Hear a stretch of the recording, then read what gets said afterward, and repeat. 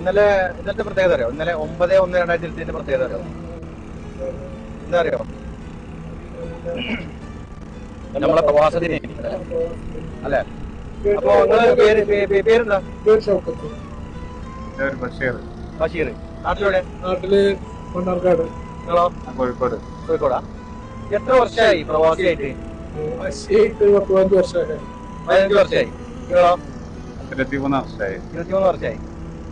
ഈ 15 വർഷത്തിനിടയ്ക്ക് ഒരു സന്തോഷം തന്നെ സംഭവമല്ലേ സംഭവം? അതായത് നാട്ടിൽ പോണതോ അല്ലെങ്കിൽ വീട് വെച്ചതോ?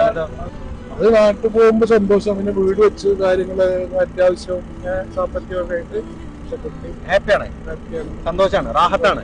നിങ്ങൾക്ക് എന്താ പറയാ? നമ്മള് സന്തോഷം ആയിട്ടുള്ള കാര്യം ചോദിക്കുകയാണെങ്കിൽ കുഴപ്പമൊന്നുമില്ല, ഒക്കെ റാഹത്തായിട്ട് കാര്യങ്ങളൊക്കെ കുറെ നടന്നുപോയി. പെങ്ങന്മാരെ കല്യാണം കഴിച്ച് ചുരുക്കി പറയുകയാണെന്നുണ്ടെങ്കിൽ സന്തോഷം നമ്മൾ കുറെ കണ്ട് നമ്മൾ ഒറ്റയ്ക്ക് നിന്നാലും നമ്മുടെ നാട്ടിലത്തെ സന്തോഷം.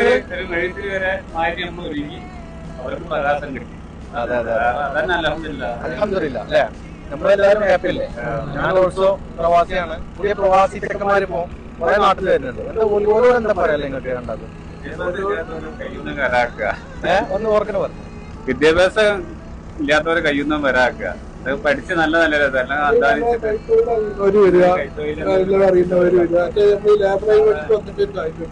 എന്തെങ്കിലും ഒരു കൈത്തൊഴിൽ അറിഞ്ഞിട്ട് നിങ്ങൾ വരിക.